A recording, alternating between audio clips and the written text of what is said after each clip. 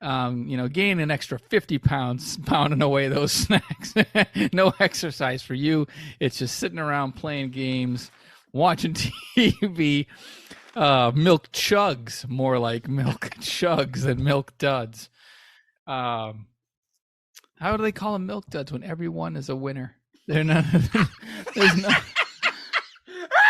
I've yet to find an actual dud.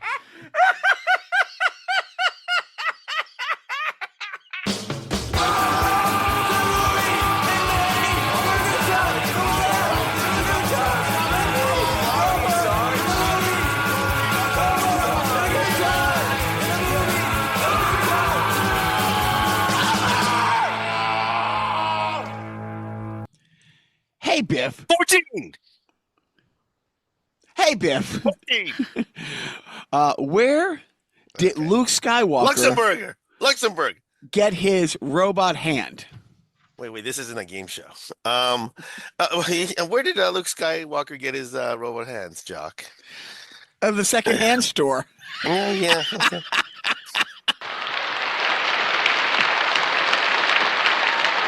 The second-hand store. Yeah. Oh, well, you'll get this one. You're wicked smart there, Biff. What are we doing here? Hey, Biff. How did Darth Vader cheat at cards? Does this have to do with, I don't know. Well, how did Darth Vader cheat with cards? He kept altering the deal.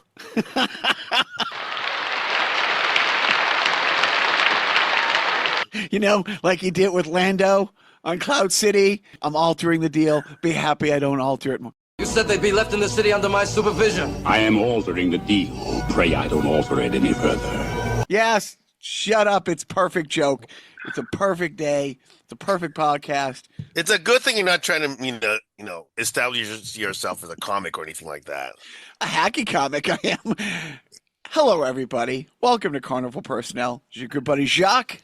This is Biff. And this here is Joe. Yeah, I'm Joe. This is my normal talking voice. Yeah. So, yeah. How's things going on that podcast there? If only I could talk like Norm Macdonald. If only I could be as eloquent and as verbose and just have such a distinct voice, or any voice that doesn't make people want to turn off their devices. I only wish. Maybe AI can help me with that. We will get into some Norm talk in a bit, but I just want to give another shout out. Sid Sai, last week's podcast guest who zoomed in from Switzerland, was an amazing guest. He seriously, if you haven't checked out his special on YouTube, Illegally Funny, he filmed it in Amsterdam. Again, my friend John in Austin sent me a clip of him talking about time travel, which was a hysterical clip. It went viral for him. That's how I found out about him. I DM'd him. He did the podcast. No upside for him, but it was a fantastic chat. He is so crazy, super funny.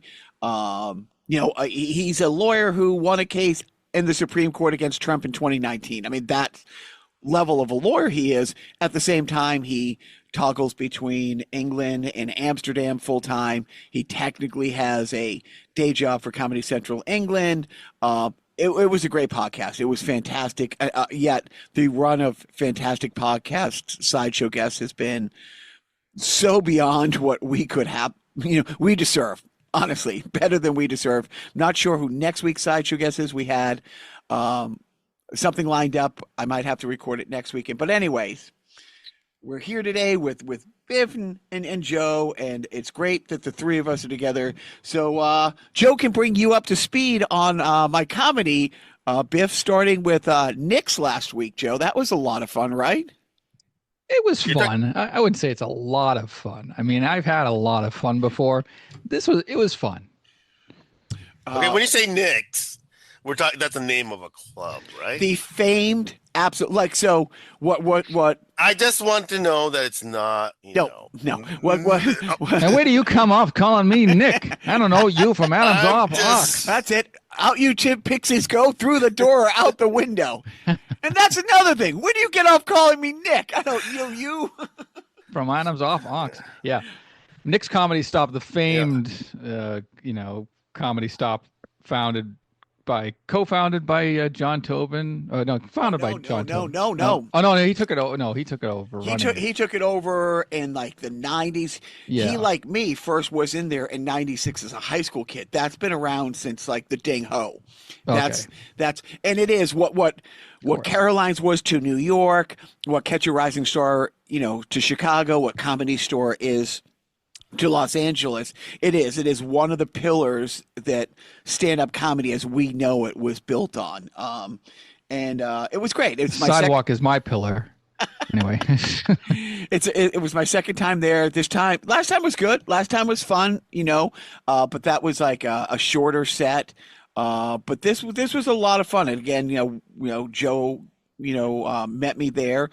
My friend Wayne was on the set, and it's always great. It's just great. Wayne and I drove together, had a tiny bit of a mishap, which Joe will back me up on this. We're driving. It's Saturday night in Boston, and it was a gorgeous night. Like, it was like 55 degrees type thing, 55 degrees, packed. 2/10 of a mile away, according to the map. So I pull over. Okay. Just because a car was pulling out of a spot. I'm like, it can't be a spot. There must be a hydrant here or something. And lo and behold, it was a spot. So it like costs and parking after 8 is free. So it was like, it's like $6.30. So we had to pay like $3 to park, where, parks are like $35. And we just got like a fifth of a mile to walk. It was a little longer. And then a little longer. And then for some reason, my map was fucked up and we parked a mile away. And after the show, Joe's son works at the Charles Playhouse, just right next door to Nick's.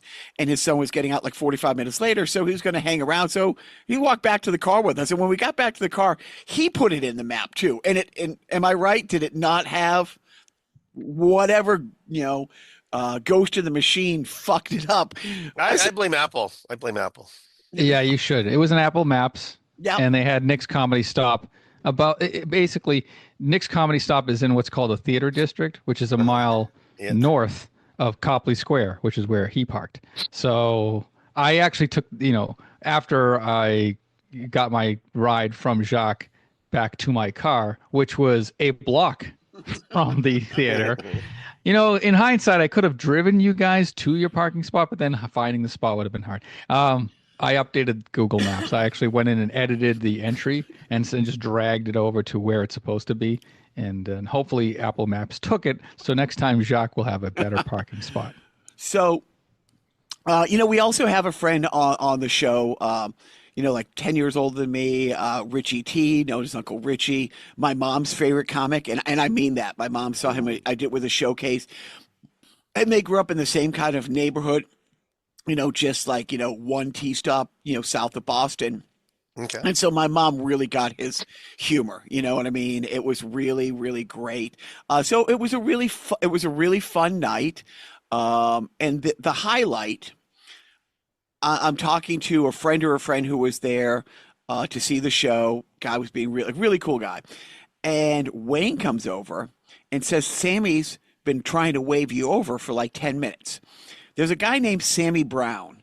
There isn't a comic, whether it's Bill Burr, Dane Cook, me, or the generation before that, who doesn't. Sammy has been working at the comedies at the for Boston Comics. Boston Comics. No, like anybody who's come through the town, he's been the door guy, security. Oh, I see. Okay. For Nick's for 40 years.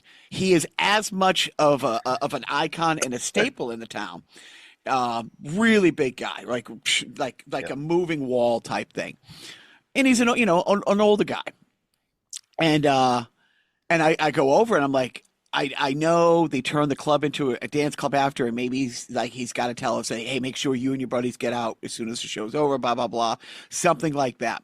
But I walk over and he tells me, I haven't seen you before, so you are a rookie to me. But you are really good at this. Oh, good. You are really good at this. You can be great at this. I want you to keep coming back.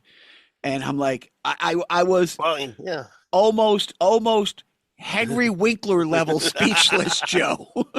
Because I mean, I don't take compliments well, Because but it's great coming from somebody who's actually seen a lot of this, right? So I mean, probably a few people have seen more comedy than this guy, right? and that's why it just meant. And it's funny. Well, that's terrific. Because Wayne said, when he waved me over to tell me to go get you, because I didn't see him waving me over, he told me, good set. Like that's, Wayne, and I got to be honest, like Wayne, he was so great to Wayne too. He took a picture with us. Wayne crushed, and it was one of those nights. Yes, Joe could have driven us back to the car.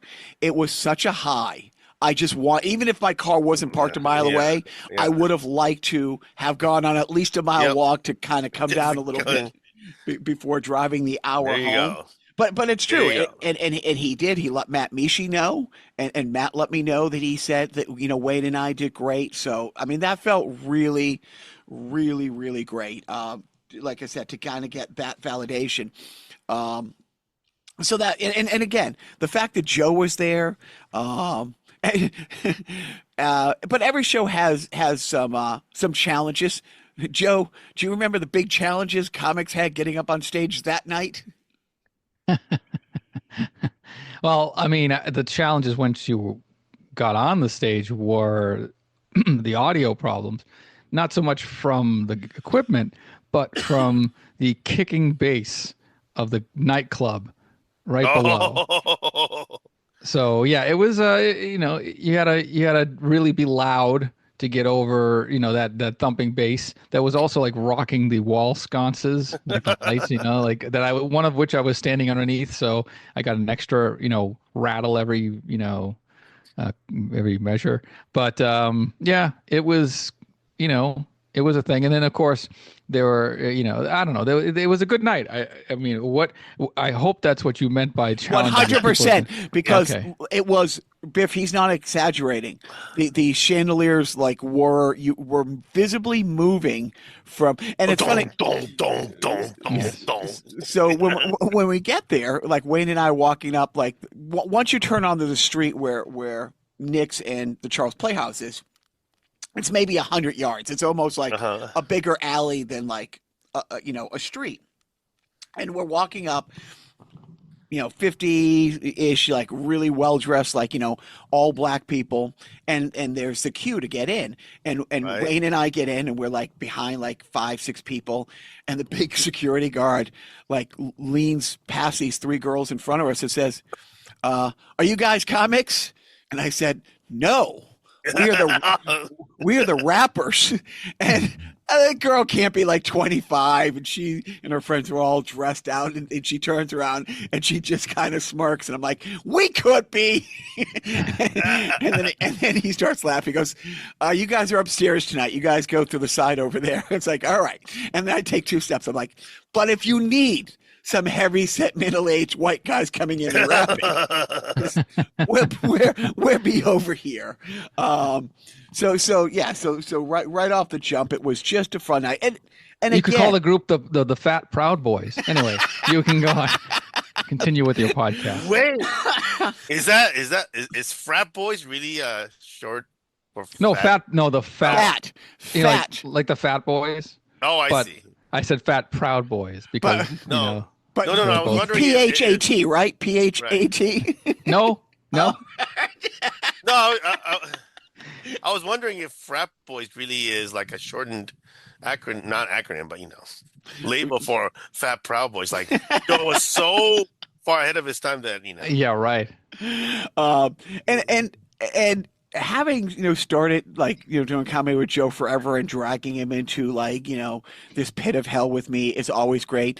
But what's really fun is like Wayne and I live like 20 minutes apart, and there's like one of those park and drives exactly 10 minutes from him, 10 minutes from me, and so we often get to drive to shows together. So So the night started, and then we called Joe on the way. So it was. So as soon as Wayne got in the car, it was just having a great time there, a great time all the way back. So it is so great to have met like Anthony, Wayne, our friend Justin, Dan, this other guy in a group chat with Wayne, Anthony, and I, and And it is, but for have Joe be at certain shows and have him be at Nick's on that night was really it was really great. It was great. And then this past Friday night, I got to.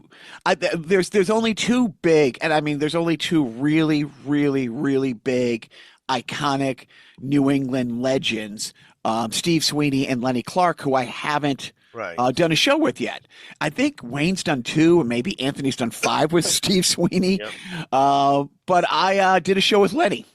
And Lenny Clark, for those who don't know, if you look him up, he is a serious national B-list celebrity. No, I don't mean that in a disparaging way. I mean, he had his own sitcom in the 80s called Lenny. I think it lasted 2 seasons, maybe 1 season. I think Not it was, 90, was it in the 90s? Yeah. But, I mean, he was a regular on Rescue Me. Like, he was like Dennis Leary's guy. He's, you know what I mean? It's like Bill Burr was Tony V's guy, and so if you look him up, he was the dad. He was John Cryer's dad on a sitcom that lasted 1 season last year on NBC. So every couple years, he's now shooting a show with Nicole Kidman. I think that's a Hulu show, he said. But yeah, he's constantly, he's going down to do the Joe Rogan show in a week or so. But I mean, when I was in high school, you knew who Steve Sweeney was, who Tony V was, who Lenny Clark was, and Lenny is it. And so it was a great show. It's this really fun place. Biff, it's hard to imagine how big this facility is. It has a 2-story go-kart track in it. It has one of those trampoline parks for kids. It has a Planet Fitness. It has a one of those really big indoor driving ranges, like simulate. I mean, it's a city block, and they have a function room. And so this was a 200 person show. And it was just me, this other comedian who I've worked with before, who's a good guy, and Lenny. And I will say, I would invite Joe to come see his show that I'm doing with Lenny. Not so much my sister or people who can't take 90s homophobia, transphobia, xenophobia. I will say he did cover the bases, because he was talking about, it's unfair that these trans athletes play women's volleyball, but in college, women's nets are lower. So is it really a sport anyways? And I'm like, oh, whew, I was worried he'd forget misogyny. I was worried that we wouldn't take some, but I will say this. He's great. I mean, as far as a comedian goes and commanding a room, he also could run for mayor. Like being funny is one thing, right? But and you could still be funny in the context of a horrible social stance, I guess, is what you're basically saying. Well, I mean, let's face it. I mean, look, he's going on Joe Rogan. Transphobia is funny. No, wait, I'm sorry. Is that not what we're talking about? Yeah. No. Okay. Oh no, it's a show, and the whole. But it is. But I will tell you, even when he wasn't telling jokes and setting up with a long story before he got to the funny, everybody's on the seat. Just you can hear a pin drop when he was just talking, because people were just hovering on every word. Like, the control he had of a room was a master's class, just a master's class. I mean, this is why he is the best of the best when it comes to this. And look, he knows his audience. Like they're all, so you think that's limiting him from being an actual national act? No, not at all. No. The thing that's eliminating from being a national act is he's in his 70s. And but he had, like, because I've known him since definitely the 90s, right? Okay, so here's the thing. There's a documentary that's been in production that Bill Burr has been trying to get into the final stages, and it's about Lenny, Steve Sweeney, Tony V, the guys who did some acting, like Tony and Lenny. And Tony has told me this story, and the guy who rented them the car told me this story, who now does comedy, the guy who did the Goats Farm show I did. Yeah. He worked at a car rental place where absolute first thing Monday morning, Lenny and Tony V showed up every Monday like clockwork, rented a car, drove to New York City, and they were there Monday, Tuesday, Wednesday, Thursday, Friday afternoon, drive back Friday night to do the 5, like literally, Biff, there were 4 clubs within a 2-block radius in the theater district, and they would do all 4 of those every Friday, Saturday night. Ooh, right. But they would go to New York to do comedy, but also audition and stuff like that. Right. A bunch of comics, split an apartment, like literally a crash pad type thing for them. So they all did it. It's kind of funny. That's like whatever guitarists in Hollywood. In right. The 80s. Yes. Yeah. Right. But none of them really went all in and said, "I'm going to L.A." where you have to. But the ones that did, the ones that left, were Stephen Wright and Bobcat. And you go down the list of all these people who you now know. And so, but here's the thing, mid-'80s, late 80s, early 90s, Lenny Clark was making high 6 figures, never having to drive more than 10 minutes outside of Boston.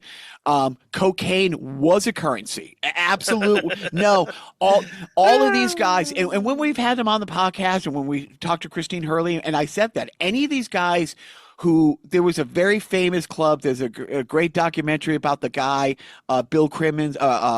Crimmins, is it Bill Crimmins? Barry Crimmins. Barry Crimmins. Thank you. Called Call Me Lucky, and there was this comedy club called the Ding Ho.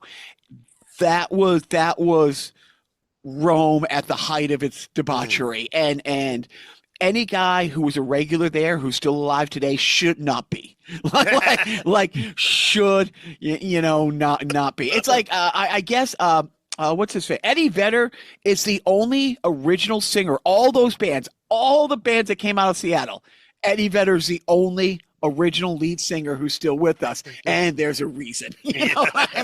And so the fact that these guys made it, but the thing is, they were making bank, absolutely making bank. Well, to be fair, Chris Cornell's death is a little bit different. So. Well, no, but whatever the reason is. We can go, there's a couple of, but they were all, they were all in that cycle. We get it. I'm just saying that, the other two had dabbled in, some stuff, that controlled stuff. But but the documentary, it focuses on, they all realize it now. You know what I mean? They all have. Now, Lenny, like I said, Lenny is still an actor, and he's still, but, and he's going and he's doing the Rogan podcast. He's headlining the Mothership Showdown there. I mean, like I said, a B-list, and that's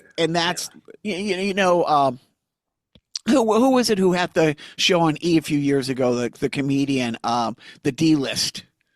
Kathy Griffin, My Life on the D-List. Yeah. Right. So literally, if you think Kathy Griffin knew she was D-List, but she was really C-List, So, anyways, but I did the show, and Lenny was, dude. He does, and I guess that's his thing. He shows up early because no one is at a Lenny Clark show who hasn't seen him, except for the people whose friends say, "You haven't seen Lenny Clark? You need to go see him." And Lenny walks around that room, and he shakes every hand, and he makes it feel like he is lucky that you came to see him. Like that you are the star, and can I take a picture with you? Right. And he does. He makes everybody in that room feel like they are his best friend. Oh my God, so great that you're here and that we're all here together. But on the other hand, if you don't get the picture before the show, when Lenny tells his last joke, and I get up and I'm the host. By the time I say, "Let's have another round of applause for Lenny Clark," by the time I get to Clark, he's on the highway, one exit away, giving us the finger, going 85 miles an hour. He gets right out of Dodge, but he was, and the other comic, I've worked with before, and he was really nice. It was a weird show because the way the seating is, it's basically in a function room, at a hotel, like all the meetings that you have to go to. Right. Yeah. So there's VIP seating on the side, like a 4-top table that was $160 for 4 people, but Okay. the regular tickets are $35. So there's no way to get to the bar in the other room or to get table service. So it's weird. Yeah, because well, the rows Yeah. to seat are 20 feet long. Right. In a dark room, you can't really get up and get out and get back carrying like 2 drinks, you know? So they take a 10-minute intermission, which is weird because you're the lights are off, the spotlight's on, and you're kind of in this world. You know what I mean? And now all of a sudden the fourth wall comes down, the lights are back up, and then you physically leave the room because the bar's maybe 40 yards away. You go to the bathroom, and now it's 10 minutes later, which really is 15 minutes later, and now you gotta get everybody refocused again, which as it's a challenge for a host. It's a theater intermission.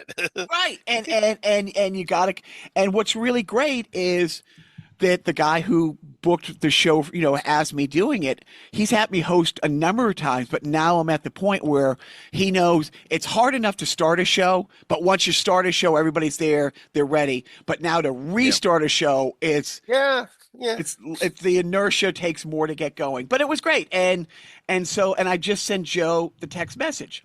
So our friend who was on the podcast, Matt Mishi, who took over Nick's about 4 months ago and is fucking killing it. It's sold out weekend after weekend. His day job is he's a barber, and he got into comedy because every comedian is his client. Okay. Oh, I see. Oh, that's kind of cool. And so I wake today. So wait, so he as a barber, he had like actual cash to buy a comedy club, or is he just running it as a job? No, well, it's his. So it's his, right? So he doesn't own the club, but oh, I see. It's a room that's Nick's, and then after 9:30, it becomes a dance club. Oh, I see. So he just basically he does this. So he owns the name Nick's, and Nick's is, you know what I mean, type thing. I see. Yeah. I get it. Yeah, I get it. So like I said, he took it over because Tobin had too many oars in the water, and even though he loves that room, he couldn't give it the love and care it needs and deserves, and literally deserves. And so he handed over to Matt, and a lot of people want it, and a lot of people I know, like Jim McHugh, vouch for him to get it. So, and he's proved everybody right. But he still has a day job, of course. So my show with him was on Friday. Saturday morning or Saturday night, I get a DM from him saying, I cut Lenny's hair today. He was asking about you. Oh, cool. And he's like, I let him know you're one of the good guys. And I'm like, dude, it's like to get that validation at Nick's the week before, and then a week later do a show. It's so ridiculous. And then last night we talked 30 minutes. Okay, I'm gonna keep. Well, so then last night. 30 minutes. So here, I'll wrap it up with this. So Wayne and I had another show again with Mike Katrobis, who's our mentor, and Steve Bjork, who is just the greatest guy. Our I think collectively our favorite comic. It's between him and Tony. It's a real Sophie's Choice kind of thing. But it was, and I will post the picture. I sent it to Joe. Joe, you want to describe the location of my show I sent you?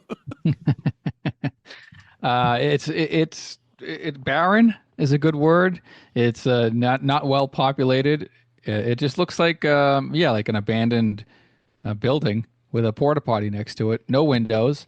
You assume it's like a munitions kind of hold or something, or I don't know. Or it was punk rock club, right? As featured on Ghost Hunters kind of place, It's an unassuming building. Yes. Like if you look at the map, it just shows this big empty field, and it is. It's a soccer field next to a softball field, next to a baseball field, next to a whatever field, and this is an old gymnasium. I mean, the building has to be 60 years old, and it is. But you go in, 200 people. It was one of these fundraisers for the town's like youth baseball and softball, and those shows are. You can't feel good about killing in a room like that because those people so ready to laugh. It's mom and dad. It's like 3 groups of parents like 10 of them, get a table together, and it's all BYOB. Right, It's also bring your own food. So it's all potluck. So they're there. Bring your own table. I wouldn't be surprised. Well, Wayne and I did a show where it was at this campground that Wayne booked this show. They only had 78 tickets to sell because that's the only chairs. And then it was like 110 people, but they told everybody after 78, you got to bring your own chair. Like you really had to bring your own chair. So it is. It was so. It's a parking lot on Friday Night Hockey. That's what it is. And so, look, I did great. Wayne fucking killed. Like Mike Katrobas afterwards always gives us notes, which is great. He had a couple notes for me, always super helpful. 0 notes for Wayne. Like absolutely 0. But here was the best part about that. Once again, I'm doing a show, with Wayne, Mike, and Steve. Like even if it was just the best part about FNH sitting out in the parking lot. Right. So if we didn't do a comedy show and we just sat there for 3 hours, it would have been awesome. It could have only got better if Joe was there, but that's an hour and a half away from where he was. But here's the best part. It was an hour. An hour? Oh, then you should have been there. Anyways. Yeah. I couldn't. It said non-existent on the map. So here is the best part. I moved to LA, 95. I'm living with my friend Ross, who is a rocket scientist at JPL. And I'm living in Pasadena. I only know the celebrities. I don't think I had started FNH yet, Biff. So I didn't know anybody. My college girlfriend hadn't moved out yet. Ross and I are sharing a 1-bedroom apartment. I'm sleeping on the couch. And I had an okay job. And was the couch's name Ross? This is just before I moved in with Grimes. And I said, oh, you know what? I'm going to try stand-up. And I started doing a little stand-up. This is 96, 97. My first real show at the Ice House 30 years ago. And I don't know if Joe watched it when I found the VHS a few years ago and he digitized it, but the one time Ross ever got to see me was in 97 at the Ice House in Pasadena. He was in town last night for a celebration of life of our aunt, and he got to go see the show. So it was really nice at him. And it's funny because my dad has seen 3 shows, and they've all been at packed places. Like 65% of the shows I do are like crowds of 25, 30 people. There's been a couple shows that Joe's been to me with where there's been like 6 comics and 10 people, almost one comic for like 1.5 people in the room. But as far as my dad knows, I am killing it because it was a sold out China Blossom Wicked Funny. It was a sold out Japanese Steakhouse Kyoto with Chris, and always with great headliners. Like he's never seen a feature person who's an up and coming headliner. He's only seen the best headliners and packed sold out rooms. So as far as he's concerned, his son is a really. Yeah, I mean, you're gonna invite your dad to go see you at the meth house in fucking Worcester. Like you're gonna take him to like a place that he's gonna have a good time. The world famous meth house. Yes, right. It's kind of like what do they call? What's that steakhouse or the steak shop in Philly? God damn it! Right. I'm trying to think of that now. The other thing I should have invited Joe to. So I had 2 aunts pass in the span of 6 days a few weeks ago. Neither one of them tragic. Neither one of them it was all a long time coming, type thing. And they both had really great end of life because they have great kids who took care of them. So my cousin Jimmy, who works in New York, was coming home every weekend and every off week to take care of his mom, and just the best person. And so she passed away a few weeks ago. So we just had the burial in the morning and then the church service, and it was great. But it was so funny. It was at my sister's church. It's a Methodist church. It's a very nice place it's nice. As nice as a church can be for an atheist, what I mean? But it's very welcoming. But my churches are generally nice. The people is a different story. Yes. But the churches are generally very nice. But my 14-year-old, as we're because we're the family, we're sitting right in front. He says to me, he's like, "I've never been in a church." I'm like, no, you've been here, but down in the basement when they've had the chocolate festival fundraiser sort of thing. But he's never been into the part where they have the pews. You know what I mean? So you know what's funny about church? Well, so you say churches, right? Quick story, and then this way I could break you off this random rambling. But I found out that the temple where my dad is buried, the dude is a part-time monk. So he has a day job. So when we have to have services with him, we have to like reserve like many, many weeks ahead of time because the dude is generally not even there. That is really fun. Where is your dad? Well, my dad, he's in a town called Hiratsuka in Kanagawa, which is the prefecture adjacent to Tokyo. So he's buried in Japan. That's also a funny story. Like, that's where the Yamazaki plot is. And then, when my mom died, now 8 years ago, 7.5 years ago, before she died, probably maybe like 15 years ago, my mom and I were having just random chats, and she was talking about the burial, and she goes, "If you put me in that plot, I will haunt you forever." Oh, interesting. Interesting. Because my not so much my dad, but my mother-in-law, her mother-in-law, my grandmother is there. Oh, wow. And she goes, "I will not, spend the rest of eternity, in that place with that woman." Well, she'll be way over in Japan. She won't be able to get to you. No. You underestimate the Yeah. power of the angry mother. Yeah. The Asian tiger mother lives well beyond death, the plane of death. Right. So no, that's interesting. My mother-in-law, the same thing. It's like, well, she had a different boyfriend for 30 years after my wife's dad died, but they had bought a plot together, and she's like, "Don't bury me with him." She was very insistent that, like, "Oh, don't worry, we got 3 acres in our backyard, Sue. You're not going to be anywhere near. We're going to bury you next to the bunny." So the celebration of life was my cousin Jimmy, the one who's a writer. And dude, his eulogy was written by a professional writer.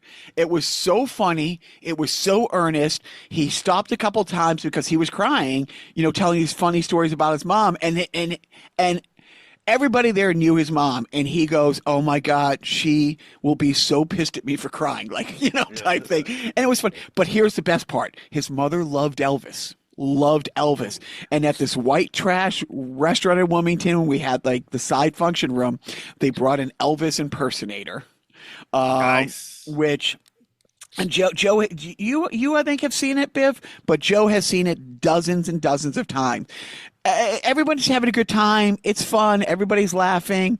And the Elvis guy comes in and people are happy and he's singing a song and everyone's liking it. But my mom is not okay with it because no one is dancing. And she literally, when you hear the expression "take over a room," yeah, and I get it. Yep. give you a choice, yeah. And she turned a party into seriously a raging bash. They had the guy for a half hour who stayed about an hour and a half. And he kept saying, it's like, "I don't want to go." Like, he didn't have another booking. He was having so much, that is great. fun. And it was nice. And they're playing a slow dance song. And it's like that's gonna, that event should be his like promotional video, right? 100%. And it's one of those moments where everybody who was there will talk about it forever because well, it's funny. And again, there's a slow dance. My mom's dancing with my dad, and like I said, she took over, and my oldest one went up and started dancing with her, which makes my mom's world.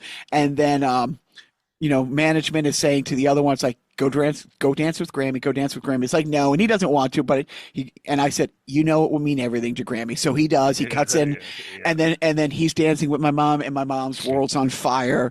And then my brother cuts in and is dancing with my mom, and then that's when management says, "You have to go dance." I'm like, "No." She goes, "You have to." And I said, "Fine." And as I stand up, she grabs my arm and says, "Don't." Hey, she let the horse out of the barn. So I did. I went over, I cut in, and I started slow dancing with my brother, and it was just, and of course gets the reaction that you would hope for and stuff like that. But Biff, I was like, Joe knows Jimmy. He knows half the people there. I will say, and I'm not going to name drop, there was a celebrity there from the show. And it's just funny when dude, it's great. It's a party. Everyone's having a great time, but she's not there to be a celebrity and take pictures with you. Yeah. And I know this is the one yeah. time you're going to see this person who is gracious and will, if you come over and you're going to talk to Jimmy and she's part of the conversation and you talk with her, Yeah. that's one thing. But when she was trying to leave and a dozen people stop her, and there's nowhere to go. It's a very small between the two tables. There wasn't. My mother made a dance floor where there wasn't one. You know what I mean? Because it's my mom. But I really do. I really wish I made Joe go last night because, as soon as I show up, Steve, Bjork's always like, "Where's Joe? Joe tonight?" And it's like, he has a life. And then he goes, "No, he doesn't." Yeah. But that is an interesting thing in terms of, there it is also kind of in those people seeking photos defense. We live in this, culture of, you got to try because the worst that they can say is say no, right? I mean, we've kind of promoted that idea, right? You got to give it a shot because the worst that can happen is that they say no, right? And look, in my own life, I'm really bad. I'm very often bad at taking pictures. And, Guitar Center Scotty was in town. Yeah. And I spent 2 days with him at the rink watching, his kid play. Right. Talking for hours, which was, I love him. I absolutely, love all the F&H guys, the guys on our text chain. Absolutely. I love all of you so much. Never get to see you. And so, but as I'm driving home, I'm like, I didn't take a picture with Scotty to post to the rest of the group. You know what I mean? Yeah. At the same time, it's fine because I just talked to Scotty for like 3 hours a day for a couple of days, and he was in my town, and I really got to spend time with him, with his son. My son came to the games. I don't need a picture to validate. It's nice where, when you scroll on your phone, it's like, oh, right, it was great seeing Scotty. Or when you have the memories pop up if you post it. I mean, that's the one good kind of the thing. reason you take pictures. I don't think it's for like, proof. Like it's not like proof of life. Like, look, they're still here. It's like, no. It's for when you get older and wistful for the times gone by. And I don't regret not ever taking a picture with this actress who I've met many times because she's famous. I regret not taking a quick picture with with Scotty Black when he was in town. You know what I mean? It's like the picture of like you, me, and All-Star at Nick's because I posted it to the group. Like when it's like the first time. Anyways, so I went to another big sold out show this past week. Wait! I thought you were gonna wrap up the comedy. No. We're just winding down. 15 minutes. No, what? I went to another sold out show this week, and I did take a picture with the celebrity. Okay. I will treasure this picture always. I was third row only because the first 2 rows were reserved for handicap. Elizabeth Warren came to Lowell. Oh, right, okay. Spoke at you, Lowell, and it was great. And long story short, it was just her saying, "Yes, everything sucks. The world is on fire. It doesn't seem like anybody's doing anything about it. Here is what we're doing about it." And the best thing that she said is like, it's overwhelming. Something horrible happened that you can't believe that this person did, or that this, visitor to our country from Africa who does not have citizenship is truly gutting essential programs. And you find out about some horror at breakfast that got, dwarfed by what they did at lunch, and by the 6 o'clock news, something even more horrific happened that you can't even remember what happened in the morning. I have a legitimate question, and this has probably been answered by the news. Is Elon Musk a citizen of the United States? No, he is not. He has Canadian citizenship. I thought he was a U.S. citizen. He does not have U.S. citizenship. He has. So he's working here on what, like a work visa or something? Or... Which we'll get to that in a second. But no, I'm just asking. I'm asking questions, like just the COVID people from the 2020s. But seriously, he does not have U.S. citizenship. Oh, okay, good. He does not. He has Canadian citizenship, which they are considering revoking. No, apparently it says, in 1995, Musk co-founded the software company Zip2, blah, blah, blah. Following its sale in 19, he founded X.com. Anyway, he was acquired by eBay in 2002. That year, Musk also became a U.S. citizen. Then I stand corrected because I didn't think you could have 3 citizenships. And unless It's actually it's actually the individual country's policy. So it's not about you can have as many citizenships as the countries will allow. So for my example, right, I can only if I become a U.S. citizen, I have to revoke my Japanese citizenship, and this is because of Japan, not because of the U.S. U.S. oh, doesn't okay. care. U.S. doesn't care. Mm. Canada doesn't care, but Japan says if you become a citizen of another country, you relinquish your Japanese citizenship. It's a real balancing act. Yeah. But but she was saying that's the whole point. The whole point is to make it so overwhelming Yeah. that you feel helpless. And you're not helpless. Here's what you can do. Yep. Here is what we're doing on our side. Also, there was no vetting getting into this. These town halls that you see that now you have to show that you're a Republican voter to get in. You have to take these loyalty tests. There's some people that are getting, I've been a Republican voter. Yep. This person represents my district. I can't get in because I didn't take the loyalty test before going in. Right. Like that's what some place, because it's so horrible. There was none of that. And then, it was a lottery. Like you got a ticket, drawn out of a hat to see who could ask questions. Again, there was no, hey, you can't ask questions Screening. about this. There was nothing. Whatever you got up, and a couple people asked tough questions. It's like, great, you filed 100 lawsuits. What do you do with the person who says, I don't care what the federal judge says, we're going ahead and doing this anyways? It's like, what can you do about that? So it was a pep talk. At the same time, she's like, I'm going around and letting you guys know you got to mobilize. You're only powerless if you feel powerless. And as an individual, you can't do a whole heck of a lot. But if you got a Facebook group, if you join with other Facebook groups, if you go this, if you coordinate, show up, protest, do this, the story boycotts, all of these things do move the needle. Not overnight and not exponentially, but you have to not let them just beat you into submission, because that's the whole idea, to overwhelm you. And so it was great. And then she did the thing that she's famous for. If you want a picture, it doesn't matter if it's 200 people in the line or 2,000 people in the line. You will get your, and it's not rushed. It's not like get up, get the picture, go. You can say hi. You can say, it's like, thank you for being, you can have the 20-second conversation and stuff like that. So she was gracious. She was great. And again, her biggest thing that she's worried about is she was the one person when Too Big to Fail happened and we gave the banks billions and billions of dollars. Here's the checks and balances we're putting into place to keep this from happening again. And that was one of the first things that got gutted.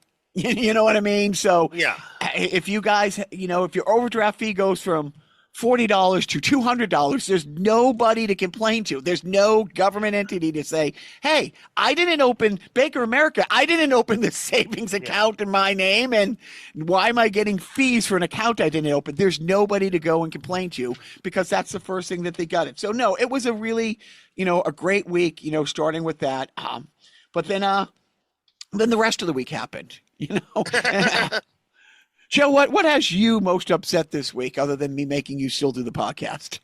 No, that was it. That was number one. I'm amused by Biff trying to live skip 30 seconds through your talking. That's just, it doesn't, we don't have the technology yet. Has he met me? We haven't reached that level of technology yet, but someday. But is it the gutting the Department of Education? Yeah. Yes. That's all. That's awful. I don't like it one bit, sir. Well, what people who don't think it affects them understand or don't see the big deal. Well, our education system sucks anyway. So what do? It's like, oh, okay, you're right. We're 13th in education as far as industrialized nation. So the idea is to cut it, not make it better. Also, dude, it's all about the money. It's all about privatizing it. So yeah, if you can't afford to go to private school, well then fuck you. And look, hey, we did away with child labor laws. Go get carts in the Star Market shopping lot when you're 8 years old. If you can't afford, because that's the whole idea. The whole idea is to privatize it. And so a few dozen people get rich off of it. Yep. So I think the guy, you know what? Rather than us rambling about it, I think everybody should look up Ronnie Chang from Comedy Central's. He was on the Daily Show, and obviously, Mm-hmm. he's whatever. He had a great thing on MAGA and make America great again, and then he actually goes on and talks through that point. Oh yeah, it's not great. Look at he talks about all the statistics that doesn't make America great, and then at the very end he goes, but then and then he has this huge rambling explanation, and with the point, the punchline being, but you know what? Because you stopped reading, because you don't have educated, you don't have the vocabulary to express why we have to make America great again. So if you haven't seen it, I don't know if you've seen it, you really should check out Ronnie Cheng's MAGA, bit. It's all over the internet. Well, the best, I will check that out because I love him. He is fantastic. But nothing will ever be better than the way the TV show Newsroom started off. With that rant. Do you know the rant I'm talking about? You're talking about what's his face? I can't remember the guy who was in Jeff Bridges. No, Jeff Daniels. Jeff Daniels. Yeah. Who's a conservative correspondent on like a fictitious CNN, and he's on stage with a bunch of other talking heads. Yeah. And some girl says, can you say why you think America is a great? And he goes on this rant. Now, this is a conservative guy who's a flag waver, but he goes down the entire list. Yep. He goes, we're number this. The only thing we're number one is an infant mortality rate. And he goes bit by bit. He goes, and dude, it's such a savage takedown. Yeah. And I've always said this, the only thing we're number one at is saying we're number one. School deaths by handguns or guns. Yes. And that's part of his thing when he goes like, we have more people incarcerated than every other industrialized nation put together. And the percentage that are black, poor. And again, that was the great thing about the show, why it was so great. He was a conservative guy saying that, and it almost ruined his career because he got turned on by the conservative side of things, and then he has to fight through that. Yeah. No, but it's great. But between that and the other thing, and again, like the great Elizabeth Warren said, it's so hard to follow it all, but something that keeps popping up because it didn't happen once. It's been happening over and over. And I don't know if you guys have caught the literal whitewashing of our military history. Sure. Yeah. Basically anything. Yeah. Any achievements by a woman or a minority, they've been just taken off the websites and whatever. Specifically, the Department of Defense and the Pentagon. And it's not like, hey, this guy served 2 terms in Vietnam and, good for him. It's like, wounded in battle. Like, we're talking guys who've won multiple Purple Hearts and like just if movies haven't been made about them yet, it's unbelievable movies haven't been made about them. And what's the most horrible thing is in the URL. So that you go to it, it says page no longer found if you had the old URL. And in front of the URL is added in capital letters DEI. So they're considering all these war heroes who saved entire battalions, saved their boat, were actual Rambos who weren't white guys, one by and then what was the bridge too far? Because let's face it, we don't know these people. Yeah. We've never been taught who these people are. If they come across on a feed and you go down the rabbit hole and you read their Wikipedia and you say, how the fuck don't I know who this guy is? How the hell don't I know who this woman is? Like when you saw, that movie about the black mathematician who, Glenn single-handedly gave credit to getting him home safely from outer space, that amazing movie about her. But they took down Jackie Robinson's war, like his war page, because he served in World War II. And that's when people noticed. Like, because he's Jackie fucking Robinson. And then they're like, oh, yeah, no, we didn't mean to take. He's one of the good ones. We got to leave him back up there. I'm going to take it down next week. So put it back up now. We'll do something so horrible. We'll take it down next week and they won't notice. But like I've been saying, and we've all been saying, yeah, dude, the racism is so there, and people are like, no, you're making up. Yeah, well, yeah, X, Y, and Z. It's like, okay, the Central Park 5, he might have been wrong on. All right, redlining in the 70s, he might have been wrong on. But give me 20 other examples where you can say he was a racist. But here's my best thing. Yeah. The governor of Indiana was on a talk show this week in which he said he believes it's up to the states to allow interracial marriage. He's not saying, and I've been saying that for a few years, that, you know, marriage It's up to the equality states? is going to go away. Yeah, 100%. You know, but we know marriage equality is on the chopping block. Also, you know, that's the big thing. It's like we think about, and I've said this, Clarence Thomas, when he got married to his wife, like, you know, he's what, 15 years older than you and I, Biff? Like 10 years older than you, 15 years older than me. He was born. I don't know if Clarence Thomas is that much older than me, but probably maybe 10 years older than me, I guess. So he was pretty young. And the liberal bastion of California, interracial marriage was not legal in 1964. I mean, in California. Yeah. So he was born into a world. He's married to a white woman, and he will be deciding on a court case, possibly at the Supreme Court level, if we're still going to make sure segregation, because the Sergeant Bonespurs did sign an executive order this week, no longer regulating unsegregated bathrooms on construction sites. Right. I know it's like a little like, oh, on construction sites, not, well, okay, how bad of a thing? Yes, but that is the first thing in bringing back segregation. An executive order was signed. So anybody who's not paying attention, anybody who thinks I'm liberal QAnon, you got to fucking pay attention, because, yeah, these things might not affect you today, but they're going to get there. You know what I mean? You got a kid on an IEP? Well, the people that made sure that IEP was federally mandated and followed doesn't exist anymore. So yeah, right, yeah. So if you got a kid with some challenges, dyslexia, well, go fuck yourself, because they're making it so the schools. Oh, you have special needs. It's actually your fault for not being able to afford the proper education for your child. So because we are on a tight thing, and I apologize. Let's get into the real thing that Joe wanted to talk about today. He started out the podcast. Joe has made it available to me and himself the complete series of Norm. 3 seasons of Norm on NBC, Joe? 3 seasons of Norm, the Norm Show on ABC. ABC. Do you remember this, Biff? I kind of do and I kind of don't. Joe, why don't you tell him about the Norm Show?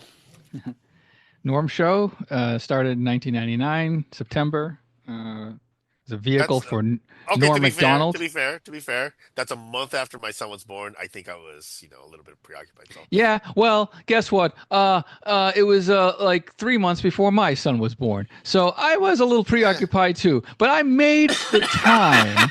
But priorities, Biff. Also, that was like the worst 3 months of my life. Oh, I'm sorry. Because I had the Y2K, Oh, right. Yeah. Professionally speaking, you were ground zero for that, right? A tech guy on. Yeah. Oh. It was like in hindsight, that was poor timing to have my child. Well, I want to get to Norm in 1 sec, but Biff. Yeah, let's go. Yeah. How worried were you about the computers shutting down when the clock hit 2000? I wasn't too worried about the stuff that I was responsible for. I kind of knew what was going to happen, and then when we looked at it, exactly what we thought would happen happened. So it wasn't this disastrous thing that So, but the main system would have been more of a problem. Like the stuff that the entire my employer was responsible for, that was going to be a little bit more of a problem. So, but overall, was there any, when you look back at so people who aren't old enough to remember, it was the talk every day on the news leading up to it. Like the nuclear arsenal was going to launch itself. No, I don't think it was quite that bad. Oh, so the Norm Show was a show. Norm Show. It started in Let's go to Norm. Let's go to September. Yeah, it was a comedy show with Norm Macdonald.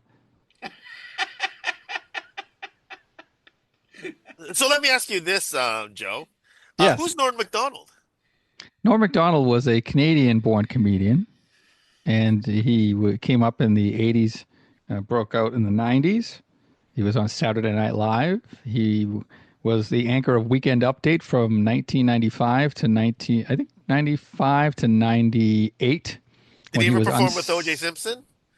never performed with him, but a lot of material was written about said O.J. Simpson, which is what led to his unceremonious departure from Saturday Night Live in 1998.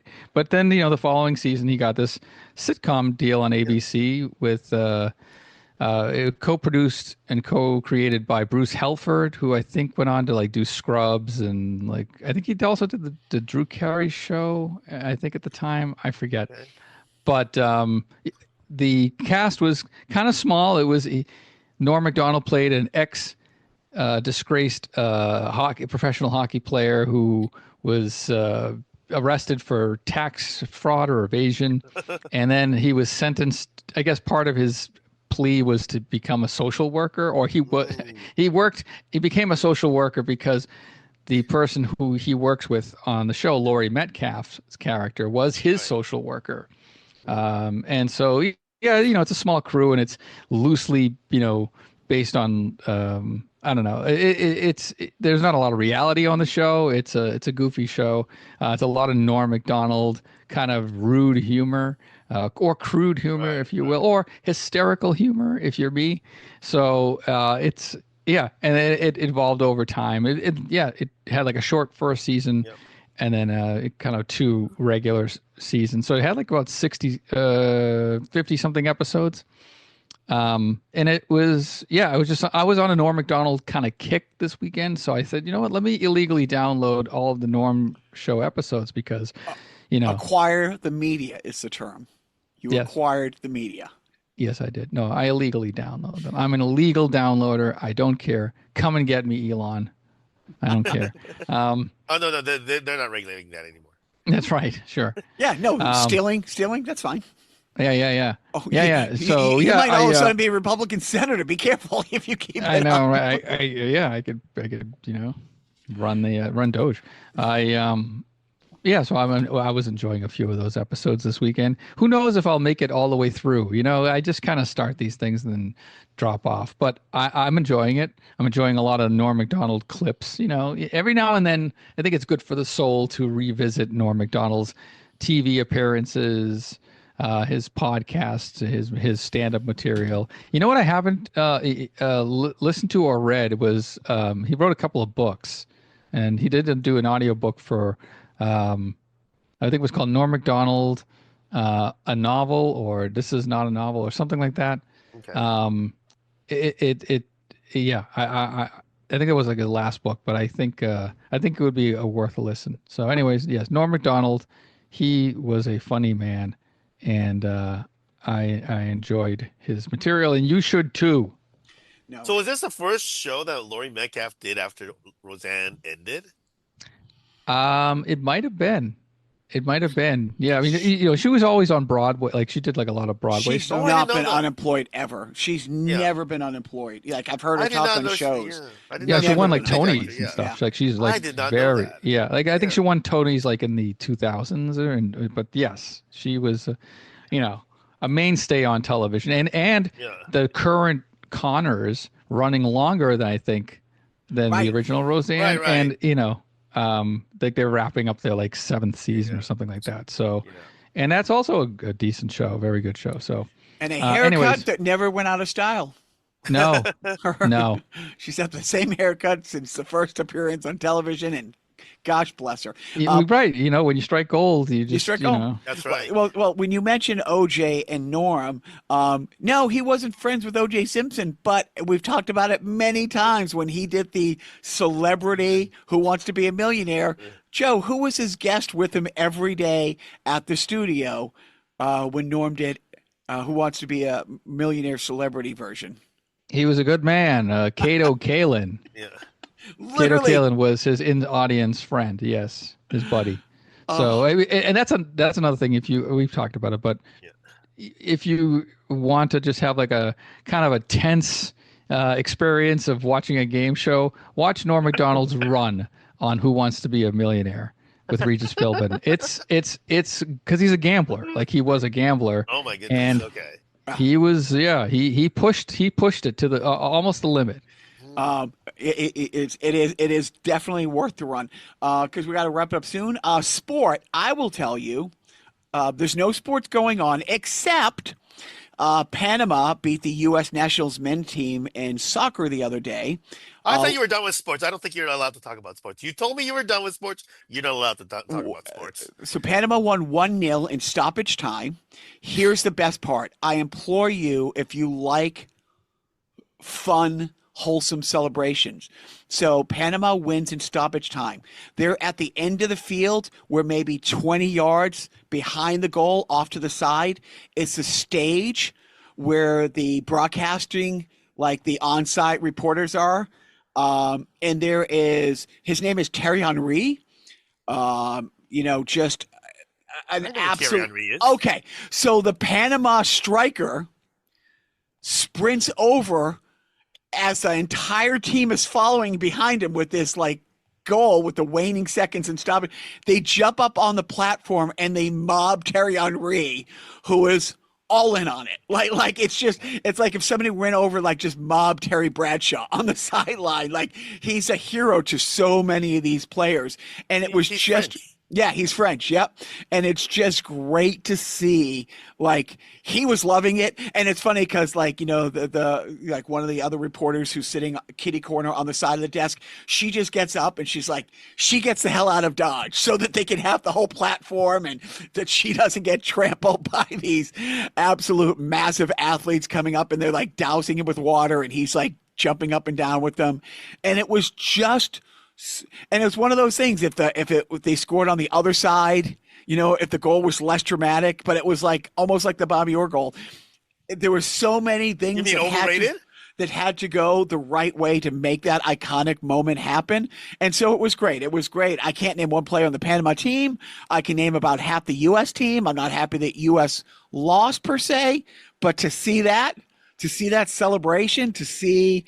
And also to know how much it meant for a small, like, Panamanian team to, and, especially what's going on, politics again, you know what I mean? I assume you're talking about the women's team, right? This is the women's team? No, it's the U.S. Men's national team. Oh, men's. Okay. U.S. men's national team. You didn't genderize it, so I wasn't sure. I assume. I thought I did, but I apologize. But anyways. No, maybe you did. Maybe I skipped 30 in my head. Go watch. I actually know because unlike Jacques, I actually follow sports because Jacques is done with sports. And I know that the fact that the U.S. women's team don't have to worry about qualifiers, right. International tournaments, and they're not going to lose to Panama. Right. No, they just have to worry about getting paid about 1/3 that the U.S. men's team does. But other than that, do we have NHL playoffs start yet? No, they're about to start, right? I think what's more important is that Alexander Ovechkin is 7 away from breaking the Gretzky goal record, the unbreakable record. So it'll probably happen this year. And the other thing is that the Capitals have the best record in the NHL. So I'm thinking, this is going to be if they win the Stanley Cup, and I don't think they will, but if they do win the Stanley Cup, that's like the ultimate, Oh yeah, riding off in the sunset moment. The funny thing is that he's not going to quit. How many more years does he got? I think he'll play 3. Okay. And I definitely don't. 80% of what he was in his prime. Dude, he's got like 35 goals this year. Oh, so he's like 90%. After missing like fucking 5 weeks or whatever, however many games. That's awesome. The guy is nuts. That's awesome. I think at a minimum, I think there's like 0 chance that he retires before Crosby does. I think he probably wants to play longer than Crosby. Dude, that is awesome. All right, parenting tip. What do you got, Joe? I'm sorry, you're on mute. I couldn't hear you. Don't bother repeating it. We don't have a lot of time. You have a heart out. Well, parenting tip there, Mr. Biff. Oh, now I can hear you. Okay. I don't know if it's a tip, but either today or next weekend, my son and I are going to start working on his retirement.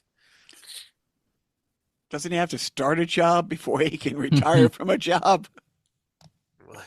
Details. How is your 401k looking, Jacques? Let's see. Oh, It's more of like a 201, if you know. First of all, non-existent, which is sad. Second of all, you think any of that's going to matter in about 6 months? Oh, yeah. No. 401k is going to matter because that's privatized. See, that's the thing. Privatized. Yeah. Now, See, have you had the talk privatized? where you're going to be buried? Are you going to be buried in the family plot? You going to the homeland? Fuck no. Okay. Boat, scatter the ashes. End of story. Yeah. Like Both. Donnie, Mr. like Fancy Pants here. like Donnie's funeral from The Big Lebowski. Anyways, that's a me reference. When you say fancy, I'm talking about somebody renting out the boat from Castaic Lake for $30. Oh, okay. And then none of this ceremony crap. Just scatter the ashes over there. That is Right. I don't even want ashes. Just scatter me. I don't care. Just throw me somewhere. I'll pay for the cremation. That I was going to say, but that's contingent on them finding the body. Anyways. That's true. Well, that's true. But I mean, then if they don't find the body, hey, guess what? Problem solved. Yeah. My parenting tip is circling back to the party that we had, the other day for my aunt. And we don't, at this point, at my kids' age, we don't make them do too many things. We give them the options, and there's not a lot of threats, and there's not a lot of, look, if you don't want to go to school, don't go to school. But, and like I told my oldest one who's missed a lot of school this year. Just like the Department of Education is saying. Well, yeah, exactly. No, but I've told Department of Education? What? But I've told him it doesn't matter your grades. If you're looking to forego the job you love all summer, you'll have to go to summer school, not because of your grades, because you owe the state X number of days. You can only have so many days with unexcused absences. And he's not at that number, but he's close enough where I'm like, dude, it's not a me thing. It's not your mother. It's like the state saying, okay, he doesn't have to go to summer school. He can be in the 10th grade again because he doesn't move on it. So we don't make them do these things, but at the party, we did really suggest that, go dance with your grandmother. And especially the youngest one who can be really shy unless he wants to be the center of attention. Yeah. But it's something like that. But having him do that, how good he felt, how good his grandmother felt, and then knowing that he's going to have that picture because, one of my cousins made one of those boards with all these pictures of, my aunt's family with their kids through the years. And when he sees, and I said, this picture will probably be on grandma's board, someday. And this will always have happened. So, it's one of those things. We didn't make them, but we really encouraged them. It's like, you're going to want to do this for you. And you're going to want to do this because, it would mean so much to your grandmother. So there's my parenting tip. Sometimes just remind them. It's like, there's very few opportunities like this are going to present themselves. So don't be a fucking idiot. I didn't say it like that, but and the same thing. I seized the moment to go and dance with my brother to an Elvis song. So you know what I mean? I led by example after they went up. And you led the dance. No. My brother's so much bigger. You know what I mean? I knew my place. You know what I mean? I knew my place. So, gentlemen, this was a podcast. Yes, it was. Joe, because you only talked about 45 minutes about the comedy thing. And 15 minutes after, you said you're going to wrap it up. So this is what wrapping it up means. Another 50% of the talk is wrapping it up. Yeah, well, we're going to wrap it up now. We got to wrap it up now. Yeah. There we go. Can't even. You can't read. Don't worry. It's who cares? There we go. I care. You know what, Joe? You're holding up the rap card that was taped to your wall. We see it. It's very nice. And who am I holding it up for? Me. No, I'm facing the wrong way. Yep. Jacques. I think next time I'm gonna put a wrap. I like how Jacques takes off his headphone. Jacques takes off his headphones. Yeah. Like he could have first of all, he could have just muted the mic, but he took off his headphones so that he could barely hear us. Like I'm surprised he isn't just starting his car. Just like his dad did. Anyway, Joe, why would you say such a thing? I thought we were talking about celebrations of life, and then you go and bring up such a topic. Oh, Joe. Anyways, Biff, thank you for joining us. Thank It's good you. to talk with you. It's always good to see you. Jacques, please tell people where you'll be performing in the next couple of weeks. You would give us your plugs, if you will. There are none. There are no. Come on, you got to be playing somewhere. No, next week or in a couple of weeks. I don't know. Maybe when the next podcast drops, we will have seen Emo Phillips play. Maybe. I think Emo Phillips is coming to town, and by town I mean Portsmouth, New Hampshire. And then we'll that's what we have on the docket. April 4th, we'll be going up to see. We'll be seeing Navigation Saturday. This coming Saturday, we'll be at the Navigation Brewery, I think.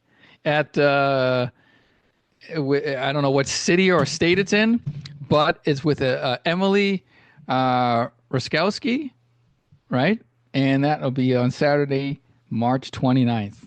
So if you're in the area that might be in Chelmsford, Massachusetts, who knows? Who knows if it's in Chelmsford, Massachusetts? I'm just throwing out cities' names. Who cares? Maybe if there's a Navigation Brewery in Chelmsford, Massachusetts, and you're there on Saturday, March 29th, maybe you'll see Jacques perform with Emily Ruskowski, former guest of the podcast. Time, I don't know, 7-ish. Let's get there at 7. It's a safe time. PM, that is. Eastern. For Christ's sake. Don't be like Biff with this fucking Pacific time. Ooh. I'm sorry. I don't know what time the podcast starts. You have to put it in times that I understand it, like Pacific time. And why am I a cock? What's wrong with me? Why am I such a hard-skulled character? What makes me the person I am? Who knows? And more so, who cares? But thanks for joining. Thanks for listening. Jacques got to go. He's got a heart out, as do I. As does Biff, because whatever Jacques has to do, we're also on the same place. What are you but a warped, frustrated young man? I'm Ron Burgundy. I'm just reading things that Jacques holds up. Doesn't matter. Yeah, just write anything down. Anything on any number. We could be 1. It could be 2. Any number. Any number and you win. Just write down any number and you win. It's okay. And what's it? 8. You see, wrote down 8. ATE. How cute. He's illiterate, folks. Anyway, it's enough out of us. Good night, everybody. And don't forget. With the lights out.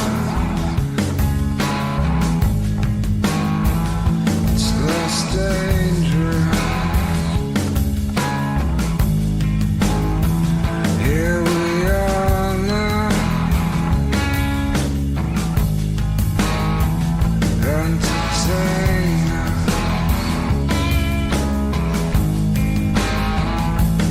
And heed the war.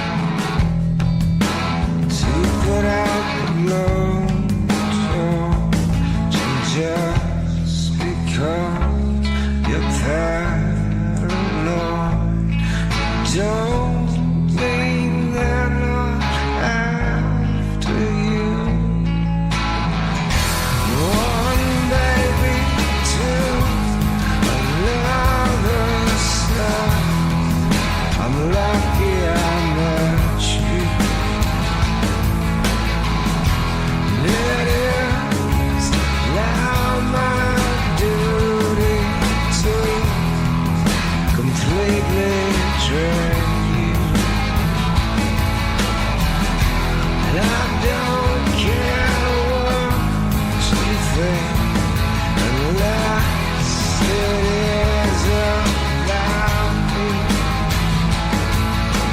True, covered in security. I can't let you smother me. I'd like to, but it couldn't work. Traded off and taking turns. The finest day that I ever had is when I learned to cry on demand. I love myself better than you. I know it's wrong, so what should I do?